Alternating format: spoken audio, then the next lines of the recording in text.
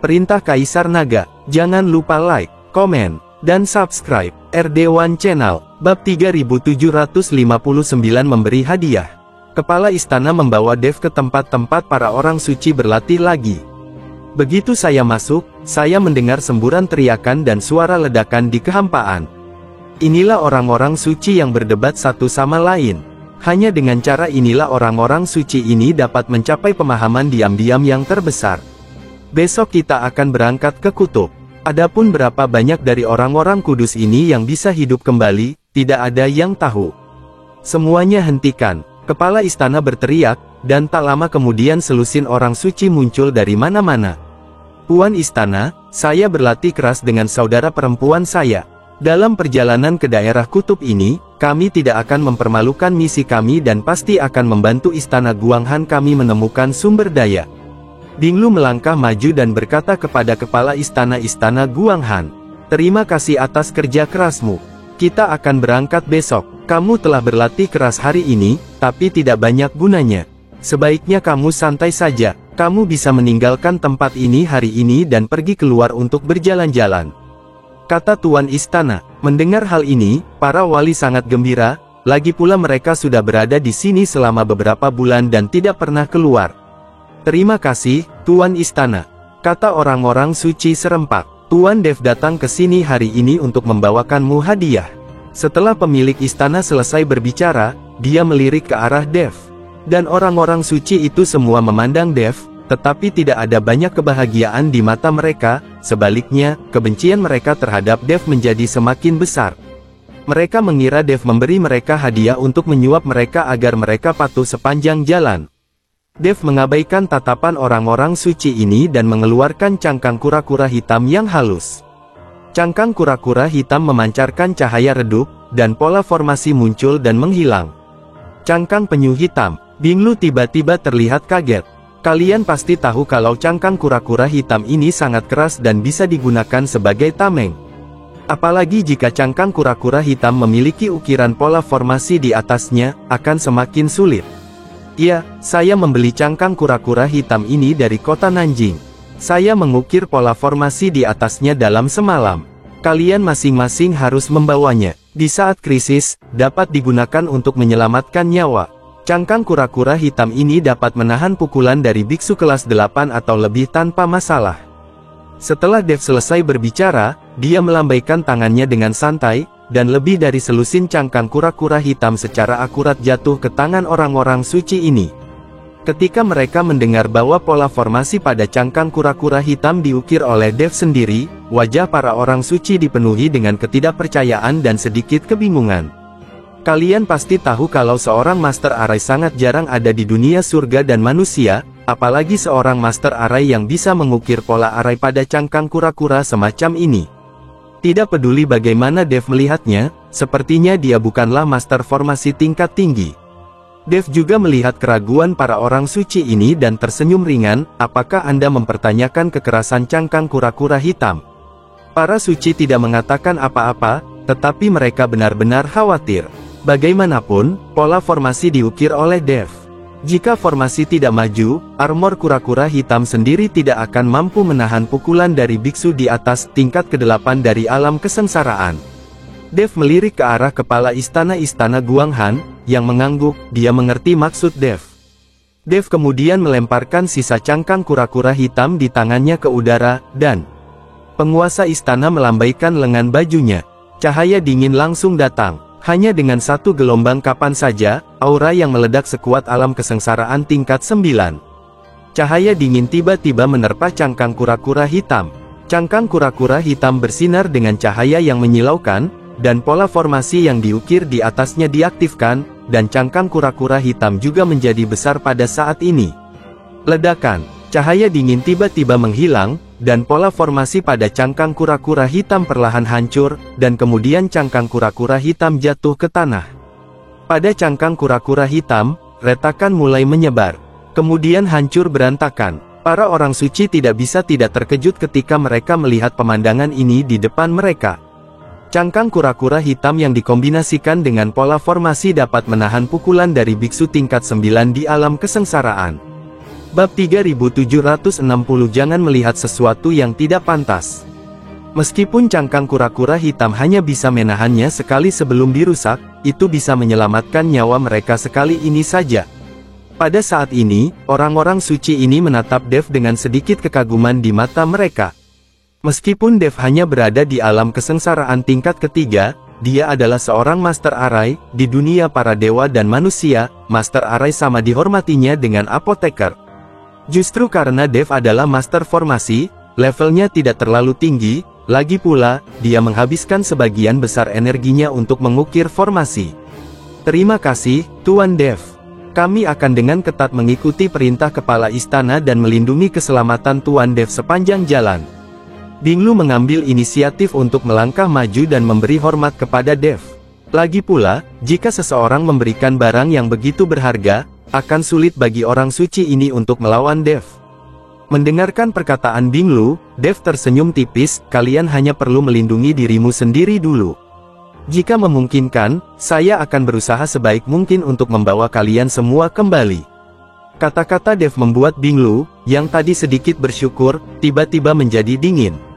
Orang suci lainnya juga memandang Dev tidak yakin. Maksudmu, kamu sendiri yang lebih kuat dari selusin dari kami? Binglu bertanya pada Dev. Dev tidak berbicara, tetapi kepala istana Guanghan berkata, ya, dengan kekuatan Tuan Dev, jika selusin dari Anda pergi bersama, Anda tidak akan bisa menyakitinya sama sekali. Patuh saja sepanjang jalan, keluarlah bersamaku sekarang dan bersantailah. Setelah kepala istana Guanghan selesai berbicara, dia berbalik dan berjalan keluar. Meskipun orang-orang suci ini tidak yakin, tidak ada yang berani membantah Tuan Istana. Dev hanya tersenyum dan tidak mengatakan apapun. Setelah pergi, lebih dari selusin orang suci turun gunung bersama dan pergi ke kota Nanjing untuk bermain. Perjalanan besok ke kawasan kutub masih belum pasti, jadi bersenang-senanglah hari ini. Dev pergi ke kamarnya untuk beristirahat, mengukir pola formasi sepanjang malam sangat menguras tenaganya. Dia harus kembali ke kondisi terbaiknya secepat mungkin. Ketika Dev membuka matanya, cahaya bulan telah bersinar dan hari sudah gelap. Namun salju putih memantulkan cahaya bulan, membuatnya tampak seperti siang hari. Dev keluar ruangan dan merasakan angin dingin bertiup, merasa sangat nyaman. Orang biasa tidak akan bisa tinggal di lingkungan dan cuaca seperti ini sepanjang hari, tetapi bagi biksu seperti Dev, hawa dingin yang parah tidak terlalu parah. Dev melompat dan duduk di atap. Dia melihat sosok anggun di halaman pemilik istana. Itu adalah penguasa istana, memegang pedang panjang di tangannya dan berlatih. Cahaya bulan menyinari tubuhnya, dan kain kasanya tipis dan transparan, membuat Dev tercengang. Pemilik istana juga merasa ada yang memperhatikan, dia tahu siapa orang itu, jadi dia tidak peduli. Dev merasakan hidungnya terasa panas, dan kemudian beberapa tetes mimisan jatuh di salju putih. Jangan dengar apa yang tidak pantas, jangan lihat apa yang tidak pantas. Dev dengan cepat berbalik dan melafalkan mantra Kingsin. Sungguh bercanda, dia selalu merasa seperti pemilik istana sedang merayunya. Setelah melafalkan mantra pemurnian hati beberapa kali, hati Dev menjadi tenang. Saksikan bulan berubah arah seiring berjalannya waktu. Dev berpikir keras, apa sebenarnya asal mula waktu? Ketika dia berada di keluarga Ji, leluhur keluarga Ji mewariskan jari abadi kepada Dev, yang perlu memahami asal-usul waktu. Ada juga langkah pengendalian api, yang juga diperlukan.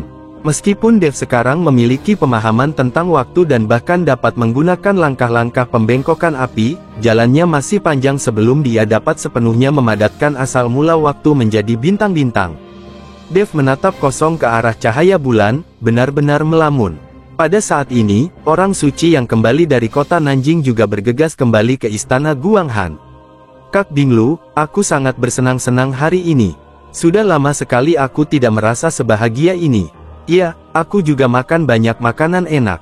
Kota Nanjing jauh lebih hidup dari sebelumnya. Semua orang suci berbicara dan tertawa. Bab 3761, mempermalukan diri sendiri. Sister Binglu, lihat siapa itu. Pada saat ini, seorang suci menemukan Dev sedang duduk di atap sedang bermeditasi, jadi dia buru-buru berkata. Ketika Binglu melihat Dev, dia tiba-tiba mengalihkan pandangannya dan berbisik kepada orang suci lainnya. Setelah mendengar ini, semua orang suci lainnya melambaikan tangan mereka. Saudari Binglu, tolong berhenti membuat masalah. Jika Tuan Istana mengetahui hal ini, kami pasti akan dihukum. Seorang suci berkata dengan ketakutan. Apa yang kamu takutkan? Kami akan berangkat besok. Kami belum tahu apakah kami akan hidup atau mati. Kepala istana tidak akan menghukum kami. Kami hanya menguji orang ini, selama kami tidak menyakitinya. Jika penguasa istana tidak mengatakan bahwa kami bukan tandingan orang ini jika kami bergabung, saya ingin mencobanya. Binglu berkata dengan nada meremehkan. Yah, semua orang harus berhati-hati, tapi jangan melakukan tindakan yang fatal. Orang-orang kudus mengangguk. Selusin orang suci diam-diam mendekati Dev. Orang-orang ini menahan nafas dan memusatkan perhatian mereka, tidak ingin membiarkan Dev menjauh darinya. Begitu mereka kembali, mereka ditemukan oleh Dev. Tapi Dev tidak menyangka orang suci ini akan benar-benar menyerangnya. Segera, selusin sosok menuju ke arah Dev seperti kilat. Dev sedikit mengernyit, dan saat Binglu dan yang lainnya tiba di belakang Dev, sosok Dev tiba-tiba menghilang. Semua orang suci ini tercengang, sedikit sulit dipercaya. Dev jelas berada tepat di depan mereka, tetapi ketika mereka mengambil tindakan, Dev tidak terlihat. Apakah kamu tidak yakin? Saat ini, suara Dev datang dari jauh. Baru saja, Dev menggunakan langkah kontrol kebakaran dan muncul tidak jauh dalam sekejap. Ya, kami tidak yakin. Saya tidak percaya Anda bisa mengalahkan orang suci seperti kami. Binglu memandang Dev dan berkata dengan dingin. Bukannya aku mengalahkanmu, tapi jika kamu bergabung, kamu tidak bisa menyakitiku sama sekali. Apa kamu mengerti? Dev tersenyum ringan, arogan. Binglu meraihnya, dan udara dingin antara langit dan bumi langsung mengembun menjadi pedang es di tangan Binglu. Ketika orang suci lainnya melihat ini, mereka memanfaatkan situasi ini dan memadatkan udara dingin antara langit dan bumi menjadi pedang es. Lebih dari selusin, pedang es menuju ke arah Dev bersama-sama. Dev tahu bahwa orang-orang suci ini tidak akan bisa mematuhi pengaturan tanpa menunjukkan keterampilan nyata. Saya melihat tubuh Dev bersinar dengan cahaya keemasan, dan tubuh emasnya yang tidak bisa dihancurkan langsung menutupi seluruh tubuh Dev. Menghadapi lebih dari selusin pedang es, Dev menolak untuk menghindar dan berencana menggunakan tubuh emasnya yang tidak bisa dihancurkan untuk melawan. Tubuh emas Dev yang tidak bisa dihancurkan, ditambah dengan tubuhnya yang kuat, dapat dengan mudah memblokir serangan selusin orang suci ini. Bagaimanapun, orang-orang suci ini hanya berada di alam kesengsaraan tingkat 6. Boom boom boom, lebih dari selusin pedang es menghantam tubuh Dev secara bersamaan, membuat ledakan besar. Gelombang udara bergulung dan kehampaan berputar. Lebih dari selusin pedang es semuanya hancur seketika setelah menyentuh Dev. Tapi Dev berdiri utuh, dengan senyum tipis di wajahnya. Melihat pedang es yang patah, semua orang suci tercengang. Mereka memandang Dev dengan tidak percaya. Bagaimana ini bisa terjadi? Wajah Binglu penuh dengan kebingungan. Dia tidak percaya bahwa selusin dari mereka yang berada di alam kesengsaraan tingkat 6 tidak dapat menyakiti Dev, yang berada di alam kesengsaraan tingkat ketiga. Dia tidak bergerak dan membiarkan mereka memukulnya, tapi dia tidak bisa terluka. Kesenjangan yang sangat besar ini menyulitkan semua orang suci untuk menerimanya. Saya sudah mengatakannya sebelumnya, Anda bukan tandingan Tuan Dev jika Anda bergabung. Anda harus mempermalukan diri sendiri. Apakah Anda mengerti sekarang? Penguasa istana Guanghan ada di sini. Melihat Tuan istana datang, semua orang suci ini menjadi cemas. Mengapa Anda tidak segera meminta maaf kepada Tuan Dev? Dia hanya berdiri di sana dan meminta Anda mengambil tindakan. Jika dia melawan, saya khawatir Anda tidak akan bisa berdiri di sini lagi. Kata pemilik istana dengan tajam. Binglu dan orang-orang suci itu sekarang benar-benar tahu betapa kuatnya Dev. Tuan Dev, saya minta maaf. Kami buta dan gagal melihat bahwa Tuan Dev ternyata ahlinya. Binglu buru-buru mengikuti Dev untuk meminta maaf, dan itu adalah permintaan maaf yang tulus. Bersambung.